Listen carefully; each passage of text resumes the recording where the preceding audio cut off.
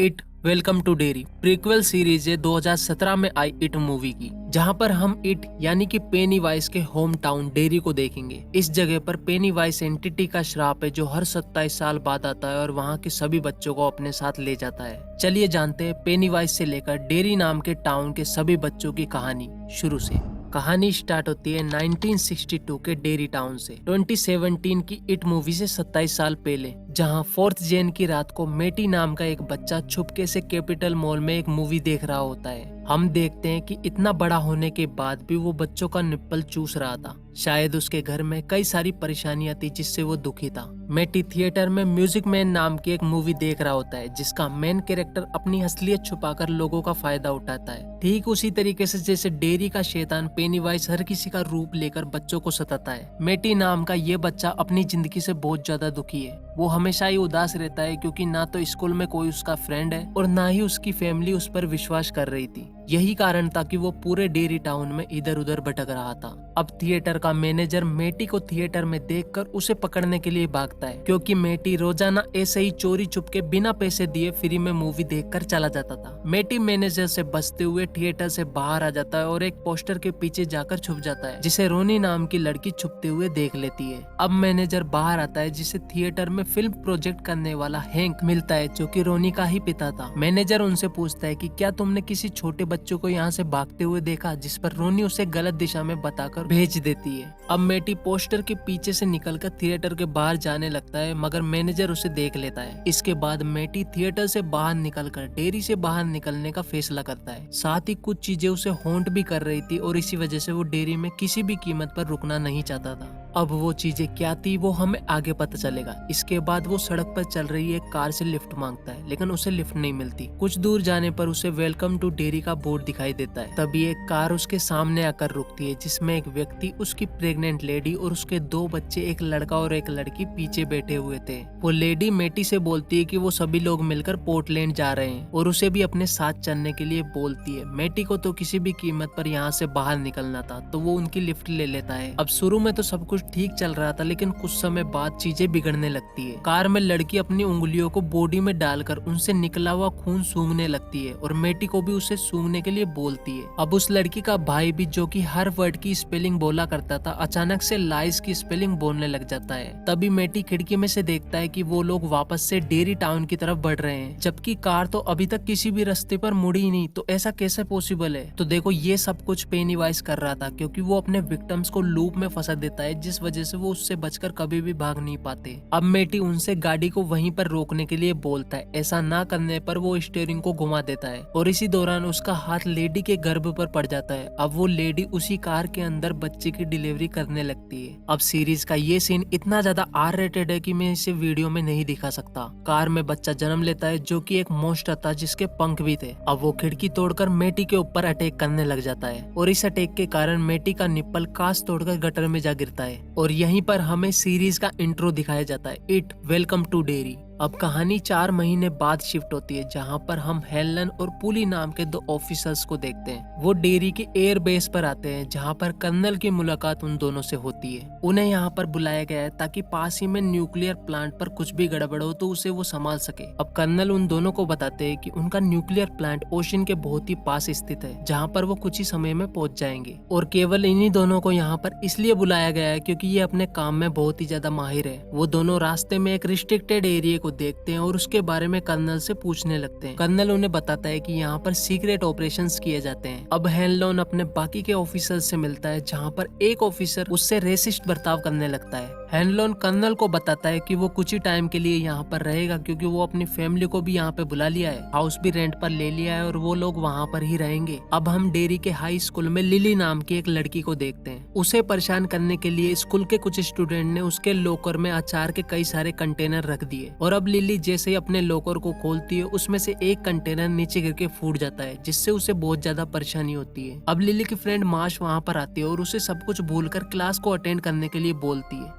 इसी स्कूल में हम फिल और टेडी नाम के दो बच्चों को देखते हैं, जिसमें टेडी एक पढ़ाकू और फिल साइंस फिक्शन में इंटरेस्ट लेने वाला बच्चा है। फिल टेडी से कहता है कि क्या तुमने डेरी की एयरबेस के बारे में वो खबर सुनी है? हाल ही में कई सारे एयरक्राफ्ट अचानक से वहाँ पर लैंड करते हैं। फिल टेडी को बोलता है उन प्लेन्स में पक्का ही कोई एलियन होगा जो बर्फ में जमा होगा, जिसे मार्स या फिर किसी और प्लेनेट से लाया गया होगा, और यहाँ पर वो सभी अर्थ पर हमला करने आए हैं। अब हम फिल और टेडी को उनके घर में देखते हैं, जहाँ पर फिल दूरबीन लगाकर अपने पड़ोस में झांक रहा होता है, जहाँ पर एक लेडी अपने कपड़े उतार रही होती है। इससे पहले कि वो और कुछ देख पाता, बिल्ली आकर उसका सारा मजा किरकिरा कर देती है। फिर टेडी बोलता है मेटी को गायब हुए पूरे 4 महीने हो गए हैं, और क्योंकि उसकी बॉडी अभी तक किसी को भी नहीं मिली, इसलिए वो पक्का यहाँ से भागी गया होगा। वो हमारा दोस्त था, हमें उसे ढूंढना चाहिए। जिस पर फिल बोलता है वो हमारा कोई दोस्त नहीं था, हम तो उसके साथ केवल इसलिए थे क्योंकि उसकी मॉम हमें टॉफीज दिया करती थी। जिस पर टेडी उससे नाराज होकर वहाँ से चला जाता है। अब हम लिली को अपने बाथरूम में देखते हैं, जहाँ पर अपने हाथ के ब्रेसलेट को देखकर वो मेटी को याद करने लगती है। एक बार तो मेटी उसे लेकर फिल और टेडी वाली सीक्रेट अड्डे पर लेकर जाता है। वहाँ जाके इन दोनों ने कुछ स्नैक्स खाए थे, जिसके अंदर से कुछ टॉयज भी निकलते थे। हर बार की तरह लिली के पैकेट में एक रॉकेट निकला। वहीं पर मेटी का जैकपॉट लगा और उसे एक टाइटल मिला, जिसे उसने लिली को दे दिया और बोला कि ये तुम्हारे लिए लकी होगा। और यही टाइटल लिली के ब्रेसलेट में लगा हुआ था, जिसे देखकर वो प्रेजेंट टाइम में रो रही थी। साथ ही उस रात लिली ने मेटी को अपने फादर के बारे में बताया कि किस तरीके से वो एक पिकल फैक्ट्री में काम किया करते थे, और एक दिन अपने पापा की फैक्ट्री में कुछ भूल जाने के बाद वो अपने फादर को उस चीज को लेने के लिए फैक्ट्री के अंदर भेजती है, और तभी फैक्ट्री के अंदर मशीनों में कुछ गड़बड़ी होती है और वहीं पर उसके फादर की डेथ हो जाती है। और इस बात का गिल्ट लिली को आज भी है। तभी वहाँ पर आसमान में कई सारे फायर क्रैकर्स फटने लगते हैं, और अब हमें पता चलता है कि ये रात थी 31 दिसंबर 1961, और इसी नाइट को एंजॉय करने के लिए मेटी लिली को वहाँ पर लेकर आया था। मेटी लिली को बहुत ज्यादा चाहता था। अब दोनों एक दूसरे के करीब आने लगते हैं और मेटी किस करने की कोशिश करता है, लेकिन लिली मेटी से दूर हो जाती है। मेटी तो लिली को बहुत चाहता था, लेकिन लिली उसे केवल फ्रेंड समझती थी।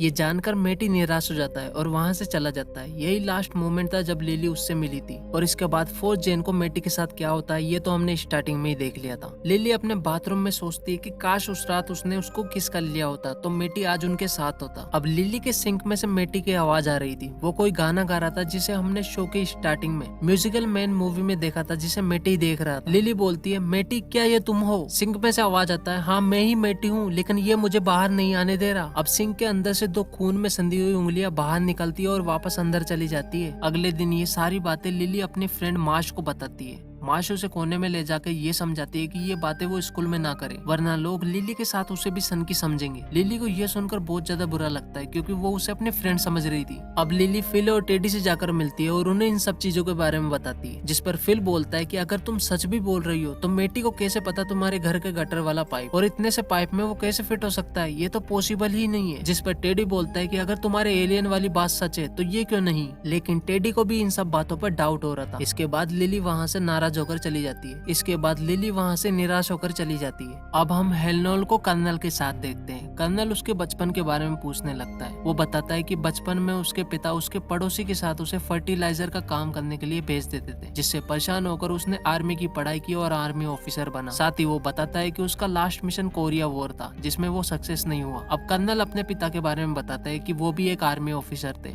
और कई सारी वॉर उन्होंने साथ मिलकर लड़ी थी। इसके बाद हम टेडी को उसके फादर के साथ डिनर करते हुए देखते हैं। टेडी अपने फादर से पूछता है कि क्या किसी बच्चे को 4 महीनों तक गटर के अंदर कैद करके रखा जा सकता है, जिस पर जवाब देते हुए उसके फादर बताते हैं कि वो ज्यूस थे, जिन पर बहुत ही ज्यादा अत्याचार किया जाता था और उनके चेहरे की चमड़ी निकालकर लैम्पशेड बनाए जाते थे, और तुम जो पढ़ रहे हो वो कॉमिक्स है। कॉमिक्स पढ़ पढ़ के तुम्हारा दिमाग खराब हो चुका है। इसके बाद हम टेडी को अपने बिस्तर पर कॉमिक्स पढ़ते हुए देखते हैं। तभी उसका लैंप ऑन ऑफ होने लगता है और उस लैंप पर वही ह्यूमंस के लैंप शेड दिखाई देते हैं, जिससे डर कर वो बहुत ही तेज चिल्लाने लगता है। अब उसका भाई उसके रूम में आता है और बोलता है कि हम भाई तो कतई नहीं हो सकते। टेडी अगले दिन जाकर इन सभी चीजों को लिली और फिल को बताता है, जिस पर फिल बोलता है कि अब केवल मैं ही रह गया हूँ जिसने अपनी आंखों से ये सब चीजें नहीं देखी। और अब फिल इन बातों पर विश्वास भी कर रहा था, क्योंकि टेडी जब भी कोई सच बात बोलता है तो उसे वॉमिटिंग होने लगती है। वो लोग बोलते हैं कि हमें इस बारे में जरूर किसी बड़े को बताना चाहिए, जिस पर लिली बोलती है कि अगर हमने ऐसा किया तो हमें मेंटल असाइलम में डाल दिया जाएगा। टेडी बोलता है पहले हम इस समस्या की तह तक जाएंगे, उसके बाद ही सबको बताएंगे। इसके बाद वो मेटी के बारे में जानने के लिए एक लाइब्रेरी में जाते हैं, जहाँ पर फिल की छोटी बहन सूजी भी आ जाती है। लाइब्रेरी में उन्हें पता चलता है कि पुलिस के अकॉर्डिंग मेटी को उसके पिता ने ही मार दिया था, लेकिन इसका कुछ सबूत उन्हें नहीं मिला था। मेटी को आखिरी बार देखने वाली लड़की रोनी थी, वही लड़की जिसने शो की स्टार्टिंग में मेटी को बचाया था। अब वो तीनों मिलकर रोनी के पास पहुंच जाते हैं। रोनी उनकी बातें सुनकर उन पर गुस्सा हो जाती है कि तुमसे पहले न जाने कितने और पुलिस वालों ने भी हमसे इन बारे में कई बार पूछा है। इवन मेरे फादर को तो उन्होंने उनका किलर ही बना दिया था। अब रोनी अपने घर में जाने लगती है, तभी लिली अपने फ्रेंड से बोलती है कि वो कुछ गाना गा रहा था। ये बात सुनकर रोनी रुक जाती है और लिली से पूछती है कि क्या वो म्यूजिकल मैन का गाना गा रहा था, क्योंकि सेम यही गाना मैंने भी कई बार सुना है। अब हम हेलोन को अपने कमरे में सोते हुए देखते हैं, तभी दो मास्क पहने आदमी उस पर हमला कर देते हैं और उससे न्यूक्लियर पावर प्लांट के बारे में कुछ इन्फॉर्मेशन पूछने लगते हैं, जिस पर वो बोलता है कि ये इन्फॉर्मेशन क्लासिफाइड है, तुम अगर मुझे मार भी दो तब भी मैं तुम्हें ये नहीं बताऊंगा। पीछे से पोली आवाज सुनकर आ जाता है और उन दोनों मास्क मैन पर अटैक करने लग जाता है। अब वो दोनों उनकी धुलाई करने लगते हैं और मौका पाकर वो मास्क मैन वहाँ से निकल जाते हैं। दूसरी तरफ हम रोनी को देखते हैं, जो कि लिली, फिल और टेडी सभी को लेकर थिएटर में जाती है और वही म्यूजिकल मैन की मूवी दिखाने लगती है कि किस तरीके से मैटी इस गाने को बार बार दोहराता है और क्या कहना चाहता है वो इसके माध्यम से। अब रोनी प्रोजेक्शन रूम से मूवी को प्रोजेक्ट करने लगती है और बाकी सभी बच्चे थिएटर में जाकर सीटों पर बैठ जाते हैं। स्क्रीन पर मूवी चालू होती है। कुछ देर तक तो म्यूजिकल मैन का गाना सुनाई देता है, उसके बाद तुरंत ही मैटी वहाँ पर स्क्रीन पर आ जाता है, जिसके पीछे वही कारवारी पूरी फैमिली खड़ी हुई थी। फिल, टेडी और लिली तीनों ही रोने लगते हैं, क्योंकि वो कभी भी अच्छे दोस्त नहीं बन पाए मैटी के। इवन मैटी की मॉम तो फिल और टेडी को कैंडीज भी दिया करती थी, ताकि वो हमेशा ही उसके फ्रेंड बने रहे और उसके बर्थडे पार्टी में भी आए, क्योंकि और लोग नहीं आते थे। लेकिन वो दोनों फिर भी उसके बर्थडे में नहीं गए। लिली ने भी उसके साथ वही सलूक किया जो लोग बाग उसके साथ करते थे, जबकि मैटी तो उसे चाहता था और लोग नहीं चाहते थे उसे। ये सोचकर वो तीनों ही थिएटर में रोने लगते हैं। अब मैटी स्क्रीन पर उन सभी को और भी ज्यादा पछतावा होए, इसलिए उन सभी को वो चीजें याद दिलाने लगता है और बोलता है कि तुम लोगों ने मुझे अकेला छोड़ दिया। इसके बाद हम मैटी के गोद में जो बच्चा देखते हैं वो उस बच्चे को छोड़ देता है और स्क्रीन में से वो बच्चा एक डरावना मॉन्स्टर बन के बाहर आता है, जो कि सभी बच्चों को एक एक करके खत्म करने लगता है। इन सब चीजों से डरकर लिली चेयर के नीचे छुप जाती है। तभी चेयर के नीचे से सूजी का हाथ आता है और उसे हेल्प मांगने लगती है। लिली की आंखों के सामने मॉन्स्टर सूजी को मार डालता है। उधर रोनी प्रोजेक्शन रूम में कैद थी, जिसे इट ने अपनी पावर से कैद कर रखा था। अब वो किसी तरीके से उस गेट को तोड़ती है और बाहर आकर लिली से मिलती है। लिली को लेकर वो थिएटर से बाहर निकलती है। रोनी की नजर अजीब तरीके से लिली के हाथ पर जाती है, जिसके ऊपर सूजी का कटा हुआ हाथ था, और यहीं पर हमारी सीरीज का पहला एपिसोड खत्म हो जाता है।